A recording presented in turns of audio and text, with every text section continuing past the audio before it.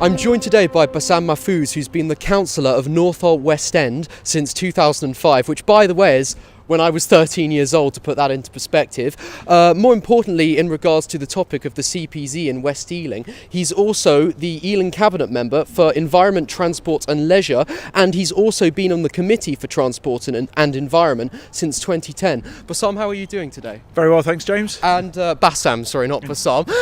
Firstly, could you talk to us about the many benefits of a controlled parking zone as perceived by the council? Sure, well, I mean, I think actually the key thing is the benefits to the residents, and it's the residents who come to us as a council and so that they would like to introduce a CPZ in their area. Otherwise, we wouldn't be talking to them in the first place and asking them, do they want one installed?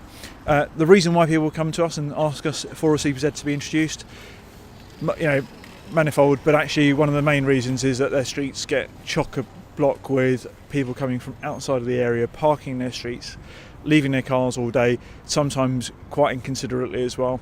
And what that means is that people, of course, they want to be able to, be able to park their car in their road, not too much of an ask. And so by introducing a CPZ, that brings them, one step closer to being able to do that. I mean, the intentions are pretty obvious. I mean, you obviously have good intentions for the residents, businesses, etc. alike. But one issue that has arisen is that regarding the implementation of the CPZ, now in the voting areas, you have the core area and the outer area. Within the core area, 64% of those who voted were in favour, 44% of those were in favour in the outer area.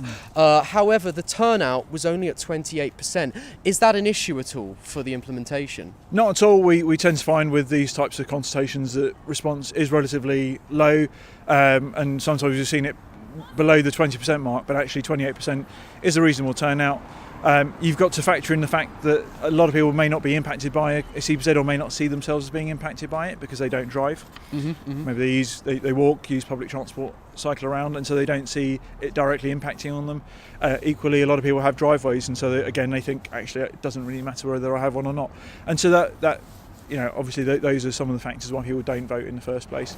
But actually, 28% of people, it's a reasonable turnout, have come back, responded to the consultation and told us what they think as to what they want us to do for them. So even if it was as low as, say, 5%, it still wouldn't be an issue potentially? I mean, I understand the reality of the situation that many people don't engage with these things, but do you feel that possibly there could have been a way in which to engage with people further to get more people involved, or is that...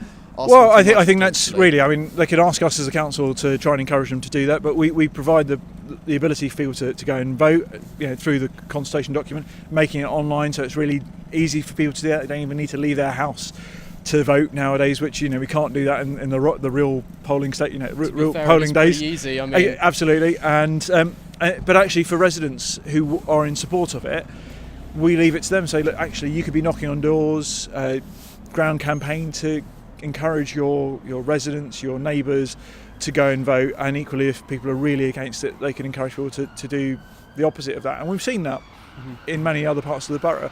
But here in West Ealing, the turnout was 28%. It's not the highest. It's certainly by no way the lowest. It's about sort of in the middle, really. It's an honest answer. I appreciate that. One thing of interest to myself is that the controlled parking zone ends actually where we are. It's just south of the Uxbridge Road along West Ealing. Sure. Now, North Ealing, the northern half of the road rather, there are plenty of businesses along there, just as there are on the southern half, but the northern half of those northern side businesses, if you will, were not able to vote on this, though it could be argued that they are equally as affected by the implementation of the CPZ. Why then did they not get to vote, and many others who are just outside of the CPZ? Sure, so we've always had a policy where we consult those people who are living or working in terms of businesses and residents within the CPZ area. So if you're just on the cusp of that, if you're on the other side, we wouldn't necessarily directly provide you with a consultation document. However, that's not to say that people can't still give us their feedback and let us know what they think. But with any other vote, I mean, when it came to Brexit, who could vote? People who live within the country. You don't say, well, you're just over the channel in France. Do you want to have a say about what we're going to decide here in Britain? You just wouldn't do that. Equally, those businesses on the northern side of the Broadway are already in a CPZ. They have been for a number of years. Okay. As many other parts of West Ealing, this is pretty much the last part of West Ealing where they don't already have a CPZ up until this week, which of course has been now implemented because people have asked us for it. But essentially businesses along this stretch, certainly on the south side, they've had not one, not two, but 3 chances to take part in the consultation. We hand delivered consultation documents to every single business along the south side. We then sent them out by Royal Mail to every single business. And the third and final opportunity, which everybody can take part in, is what we call a statutory consultation, where we use the lampposts that we've got, we stick the notices up. If anybody has missed it up until that point, big yellow notice board that says this is what we're going to do. If you want to have your say, contact us, let us know. So lots of opportunity for businesses on the south plus the north side to feed into the process. Now, regarding the parking system, using the Ringo parking system rather, I've noticed that a lot of people have come to me and they've complained about how hard it is to use the fact that, I don't know if this is the first time you have to use it or you have to do this repeatedly, but you have to give your registration number, the colour of your car, the model of your car, etc. Now, for people who may not have English as a first language, that could be a problem. Are they going to keep the what do you call them? The machines, sorry. Pay and display machines. The pay and display machines. Sure. Sorry, mine went blank then. Yeah. Are they going to keep the pay and display machines along these roads? Or well, we've never had pay and display machines on these roads. Where we have pay and display machines, they've been retained. Yes. So we've got a car park just over there, council car park, which one just down there, literally just down there, which of course is pay and display. But what we want to do is, from my point of view, we want to make it as easy for people to park when they get to a location. And I find a pay and display machine, a lot of people do, is that actually if you're out shopping and you've paid up front for, let's say, 1 hour or perhaps 2 hours, and you're in a queue in a shop or at the doctor's and you still haven't been seen and you need to extend your stay, well, what do you need to do? You need to drop what you're doing, run back to the car, put some more money in the machine, top it up, pay probably double for a few minutes and all the rest of it, and actually you've lost out on what you should be doing, which is be spending your money in the shops or doing what you actually intended to do. The Ringo system is really straightforward. Yes, the first time you do it, of course we need to know your car registration details, otherwise we can't get you registered on the system. But beyond that, it really is straightforward, and actually if you park in the same place every day, it couldn't be any simpler. So one of the things that we are doing to make it a real win-win situation in all of the controlled parking zones when we introduce them is that we balance the needs of the residents. So in residents are able to control or limit the people who park in their streets during the day, so they've got that access. But equally, for those bays that aren't impacting on the residents themselves, we actually introduce dual use bays. So a resident can park there if they want to, but equally somebody who does want to commute, park, to shop, contribute to the local area, they can actually park there all day for around £2 using the Ringo system. So there's a real win-win situation there. And in addition to that, because we're in a shopping area, high footfall shopping areas, that in addition to that, we of course have some stop and shop bays where people can park for half an hour for free. What we've done is also be able to extend that time that you're at the zone. So if you have had the first half hour for free, but you've realised actually I want to pop into the cafe, I want to buy a few more things.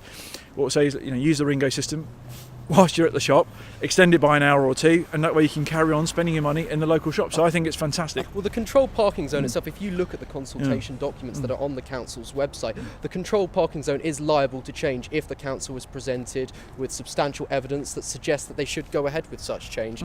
I've got a few questions to field to you. Firstly, from local residents. I actually posted these today on Northfield's Friends, so join that group if you want to get in contact with us in future, because we often field these sorts of things on there. This first one's from Meg. Why were the roads west of Grosvenor/Seward and Boston Road in an outer zone, and now that it's apparent that this area isn't to be included in the controlled parking zone, what are our options if parking becomes unbearable? Sure, well, Meg, what we always do in these sorts of situations is to have a core zone, which is where the local residents are most impacted by the parking issues, and then outside of that we have what we call the outer zone, so the parking pressures aren't as high, but we know that if the inner zone votes for it, that some of that parking will be transferred, some people will move displaced into that outer zone, and so obviously we have to draw a line somewhere. Those streets didn't vote in favour of the zone being introduced into their roads, and so we won't be implementing it, haven't implemented it at this time. But of course, if the pressure does increase in those areas, we have the opportunity to consult those residents in the future and potentially introduce one into those roads. It's a shame I said it beforehand, so it's not quite as organic anymore, but it's sort of Yeah, like a sure, game sure. of golden balls where you've got to, I really wanted to throw that one in there, where you sort of rely on someone else not to take it and otherwise you lose out. But again, there could be a consultation in future for the outer area, so if it becomes an issue, don't lose faith basically in that notion. The next question, actually there are a few questions which revolve around this point, but I'm going to field David's. Please can they provide a plausible explanation as to why they decided to leave 3 roads in Northfield sandwiched between 2 CPZs, Hessel, Balfour and Salisbury? I keep on hearing that these roads will be consulted in the new year. What is the date of the consultation and how long between this and the CPZ coming into place? By the way, before you answer that, a few people have also asked the same thing. I've got something similar from Rafi. He asked about Graham Avenue, basically just south of... Sure. You understand where Graham Avenue is, and a few other people mentioned Wyndham Road. Well, yeah, you've got a list there. Fair enough. So okay. why is that the case? Well, it's a nice little wish list. I really appreciate that, Of James, course. and that's great. Thank you very much, everyone, for putting those forward. And like I say, we've always got a rolling programme of where people would potentially want to see CPZs in the future, and so there's an opportunity for us to consult. Now, our year doesn't start in January; it starts in April because it's a financial year. But essentially, that programme we have kicking off in April. And can be, we try to minimise the sort of gestation period between us consulting people through to it being implemented on the road itself. Okay. So yeah. Okay. No, fair enough. The next question I have to ask, this is from Matthew. Why not implement a more innovative approach, such as implement a CPZ and issue all households with 1 free permit? Additional parking and visitor permits could be purchased if needed. This is a simple approach that achieves the desired outcome and minimises costs for residents. I'd love to know why this can't be trialled.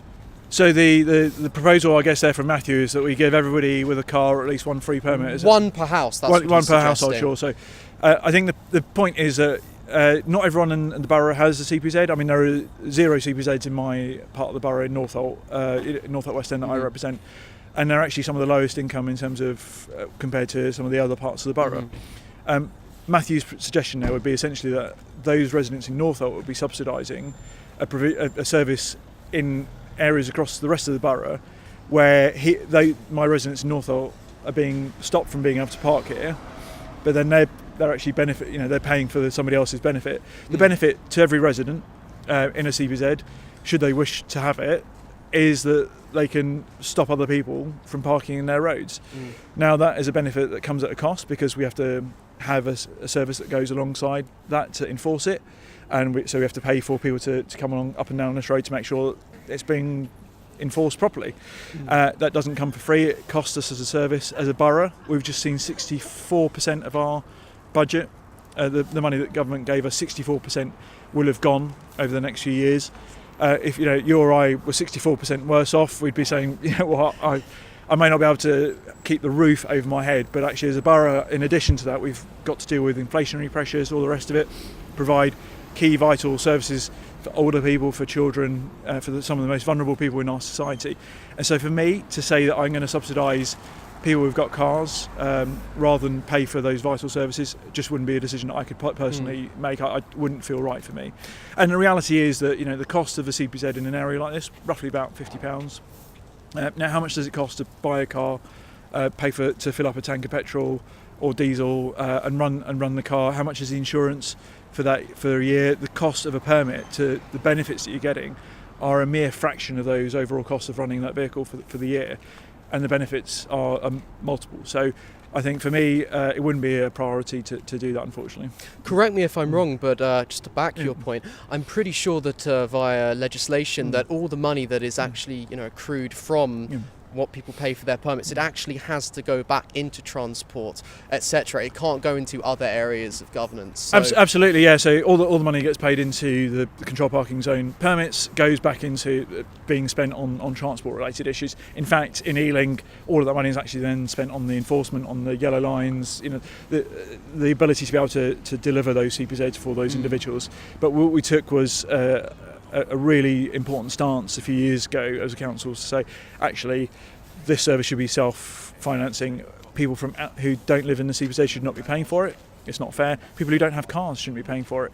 And in some parts of the borough, about a third of households don't even have a car. So what we're saying is, well, why should those people pay for people who do? And like I say, the cost of it is just a mere fraction of running that vehicle over a year. I think some people are going to be guilty after hearing that answer, to be honest with you. My final question, now this is non-verbatim because I actually spoke to this man over the phone to get this. In light of the proposals outlined and being discussed under the West Ealing Livable Neighbourhoods Plan, a scheme that's set to transform London into a pedestrian and bicycle-friendly city, why will local community groups such as West Ealing Centre Neighbourhood Forum, who not only have a vested interest in their local area, but are willing to work for the area's benefit out of passion alone, why are they not involved in this process when the idea itself was written and submitted by a third party that's completely removed from the council? That team itself is called Project Team. Do you know anything about that? Sure. Well, I mean, I think first of all, I appreciate Eric's question, but first of all, James, it's an amazing piece of news for West Ealing that we've secured millions of pounds to be, to transform West Ealing. 8 million. Absolutely, £8 million to transform West Ealing into an area which is, is much better for pedestrians and cyclists. And as a cyclist myself, I'd love to see that, being introduced as, as best as possible. And the key thing that now that we know that we've got the funding is that we'll be drawing up the plans, because there are no plans that actually have been drawn up yet. No, there are no plans at the moment. So the idea is that we know generally what we want to do in the area to improve it, but there are no detailed plans at all. So the first question everyone asks is, you've got £8 million, how are you going to spend it? But actually the question I'm going to throw out to Eric and others is, how would you like us to spend it? How would you like us to shape how that money is spent? Would you be willing to speak with them about this? Oh, I know Eric very well. Oh, you know Eric. Eric Leach. Yeah, absolutely, Eric Leach, exactly. So I know Eric and others in the area, and we want to engage with all West Ealing neighbours and residents in terms of how we can design the best possible proposals and have the best possible spend of that £8 million in West Ealing. Of course, because the plan itself, there are some notions that have been passed around which will substantially change the area. For example, from what I've been told at least, there's this idea that certain roads would be completely closed off to vehicles. So I do think it is very important that some of these groups are consulted. But if that's what you're, absolutely, happy to exactly. do, then that's The next stage, James, and for those watching, is that we'll be engaging with everybody, as many people as possible, in the process of how we draw up those plans, because it's not for us as a council to say this is what we think is the best thing. Actually, it's for everyone to be involved and buying into what we're looking to put forward and develop. So thank you for giving us your time. Really good to meet you. And I'm James Challoner. Thanks for watching. This is Exposure Box. Have a Merry Christmas.